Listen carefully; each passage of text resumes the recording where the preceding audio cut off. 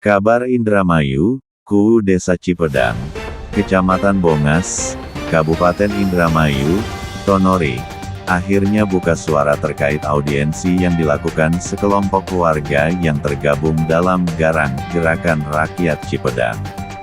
Audiensi tersebut menyoroti permintaan transparansi penggunaan anggaran dana desa tahun 2025, termasuk dokumen laporan penyelenggaraan pemerintahan desa LPPD, dan laporan keterangan pertanggungjawaban LKPJ akhir masa jabatan KUU. Tonori menegaskan bahwa pemerintah desa bersikap terbuka dan merespons audiensi tersebut sesuai dengan mekanisme yang berlaku. Ia menyebut, audiensi dilakukan berdasarkan surat resmi yang diterima oleh pemerintah desa, bukan aksi unjuk rasa. Apapun kesan mereka, mau disebut demo atau apapun itu terserah. Yang jelas, kami menerima surat audiensi dari perwakilan masyarakat berjumlah 10 orang, kata Tonori kepada awak media, Selasa tanggal 30 Desember tahun 2025. Menurut Tonori, audiensi bukan kali pertama dilakukan.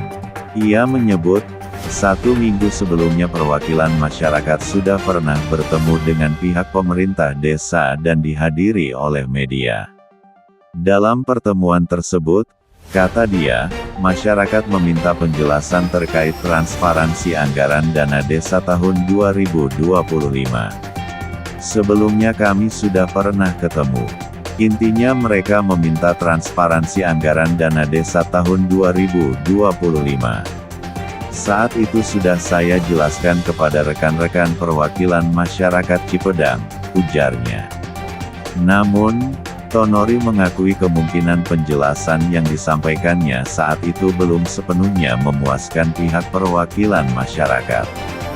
Hal tersebut kemudian berlanjut dengan pengiriman surat audiensi resmi yang ditujukan kepada pemerintah desa Cipedang. Setelah itu mereka mengirim surat resmi, di situ tertulis perwakilan masyarakat dari Garang. Permintaannya jelas, transparansi penggunaan dana desa 2025 serta fotokopi LPPD dan LKPJ akhir masa jabatan KUU, jelasnya. Tonori menyebut, audiensi resmi tersebut akhirnya dilaksanakan pada Senin, tanggal 29 Desember tahun 2025. Dalam pertemuan itu, pemerintah desa mengaku telah memenuhi seluruh permintaan yang diajukan oleh Garang. Alhamdulillah, kemarin kami menerima audiensi mereka. Kami sudah menjelaskan dan memberikan apa yang mereka minta, baik itu LPPD maupun LKPJ. Termasuk penjelasan terkait anggaran dana desa 2025, ungkap Tonori. Ia menambahkan, dokumen LPPD dan LKPJ sejatinya telah menggambarkan secara rinci kinerja penyelenggaraan pemerintahan desa. LKPJ sendiri merupakan laporan pertanggungjawaban KUU atas pelaksanaan pemerintahan desa. LKPJ itu tertanggal tanggal 30 Desember. Kami juga mendapat surat edaran dari Dinas Pemberdayaan Masyarakat dan Desa, DPMD. Bagi desa yang KUU-nya akan mengadakan pemilihan, wajib melaporkan LPPD dan LKPJ, katanya. Terkait pertanyaan mengenai anggaran badan usaha milik desa, Bumdes Tonori menjelaskan bahwa anggaran yang dipermasalahkan merupakan bagian dari program ketahanan pangan. Program tersebut merupakan kebijakan pemerintah pusat yang wajib dialokasikan oleh desa. Ketahanan pangan itu berasal dari 20% dana desa yang kami terima.